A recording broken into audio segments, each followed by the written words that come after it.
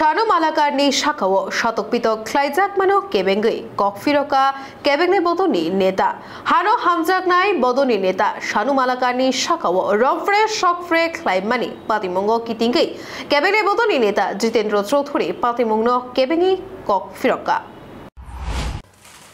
সম্প্রতি সামাজিক মাধ্যমে একটা পোস্ট খুব ভাইরাল হয়েছে, যা দেখে আমি একটু তাজ্জব বনে গেছি যে রাজ্যটাতে কি চলছে। ঘটনা সম্ভবত গতকাল অথবা পরশু দিনের। একজন যুবক তার নাম যা এখানে বেরিয়েছে এই শানু মালাকার, তিনি একজন লোকশিল্পী, নিজেও গান এবং গান গিয়ে শোনান।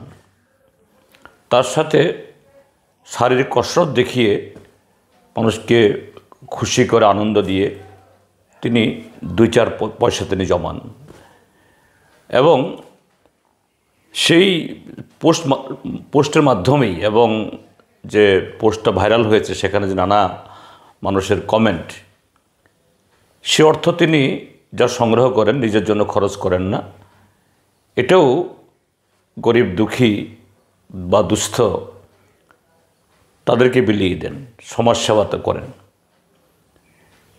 এখন সেখানে যে ঘটনাটি ঘটেছে, একজন যুবক নিজেকে রাষ্ট্রবাদী পরিচয় দিয়ে সরাসরি তাকে বলছে যে গানটা এই শানু মালাকার সেদিন শোনাচ্ছিলেন সেটা একটা ভক্তিমূলক এবং মানবতার আহ্বান, কিন্তু সেই গানের একটা কলিতে আল্লাহ বা এরকম কিছু কথাবার্তা আছে। কেন আল্লাহর নাম নেবে? কেন আরেকটা ধর্মের আরাধ্য সেরকম ব্যক্তিকে তার জয়গান করবে? এটা ভারতবর্ষ, আর আল্লাহ মানেই হলো বা যে ধর্মের অনুসারী তারা জেহাদি।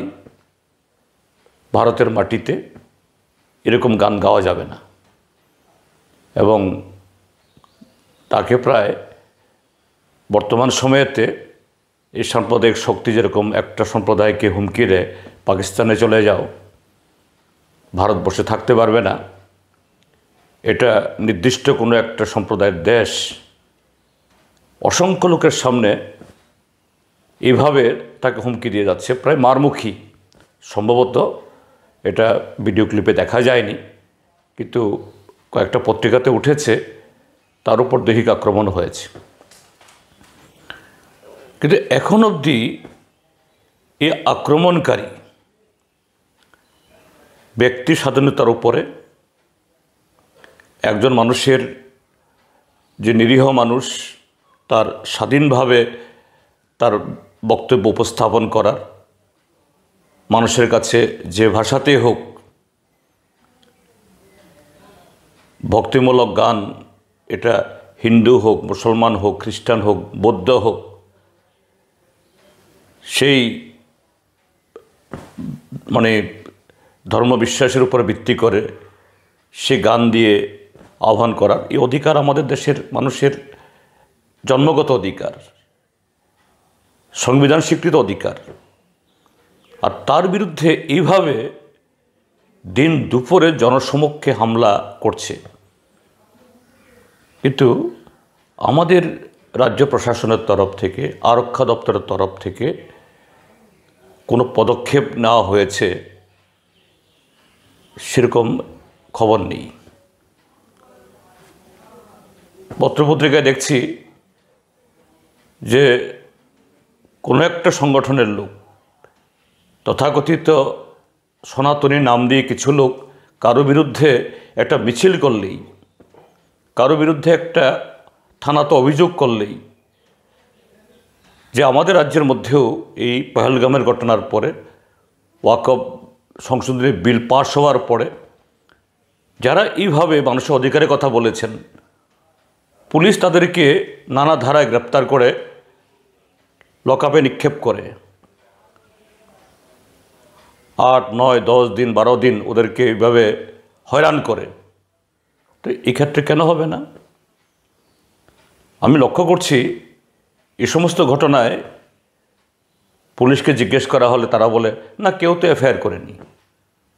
তো এরকম তো ঘটনা অন্য ক্ষেত্রেতে কিছু লোক মিছিল করলো, এফআইআর না করলেও পুলিশ হন্তদন্ত হয়ে তাদের বিরুদ্ধে নানা ধরনের যে ধারা যুক্ত করে দেয়, যা এই সমস্ত লোকদের বয়ানে যারা সাংবিধানিক অধিকার হিসেবে কথা বলেন সেই ধারা যুক্ত করা যায় না, কিন্তু এইভাবে হয়রানি করছে, এই ক্ষেত্রেও হবে না কেন? আর ত্রিপুরাজ্যে কী করে সাধারণ মানুষ এফআইআর করবে? এফআইআর করতে গেলেই তো এই লোকগুলো আবার বাড়িঘর হামলা করবে। গতকালের এরকম একটা ঘটনা ঘটেছে কমলপুরে। এই ভারতীয় জনতা পার্টি লোভে ফাঁদে পড়ে দীর্ঘদিন বিজেপির লাইনে হেঁটেছে, নানা রকম অকাম কুকামের সাথে লিপ্ত হতে বাধ্য হয়েছে, বাইক বাহিনীর সদস্য হয়েছে, কিন্তু নিজের থেকে ভুল বুঝে অন্য একটা দলে তারা বিজেপিতে পদত্যাগ করে আসছেন। আর গতকালই রাত্রেবেলা তার বাড়িতে আক্রমণ হয়েছে, আবার তার বিরুদ্ধে এরকম মিথ্যা মামলা দিয়ে তাকে গ্রেপ্তার করানো হয়েছে। তো ত্রিপুরাজ্যের মধ্যে নিরীহ মানুষ এইভাবে থানায় বিচার চাইবার সে পরিবেশ আছে? সে আইনের শাসন আছে? আমি স্বনির্বদ্ধভাবে আমাদের রাজ্যের বর্তমান পুলিশ প্রশাসন, তার মাথায় একজন অত্যন্ত সৎ এবং দক্ষ অফিসার এখন বসেছেন, তার কাছে অনুরোধ করব এবং সরকারকে অনুরোধ করব যে এই শানু মালাকারের উপরে যে আক্রমণকারী দুষ্কৃতী, একজন নাগরিকের ব্যক্তি স্বাধীনতা, তার উপরে সে আক্রমণ করেছে এবং সরাসরি যে একটা নির্দিষ্ট ধর্ম মানেই হলো জেহাদি, তাদের উপাসনালয় মানেই হলো এটা সন্ত্রাসবাদীদের আখড়া, তাদের পাকিস্তানে এই যেতে হবে, এইভাবে হুমকিকারী। এটার বিরুদ্ধে যে ধারাগুলির প্রযোজ্য হয়, যে ধরনের পদক্ষেপ পুলিশ নেওয়া উচিত দ্রুত নেওয়া হোক।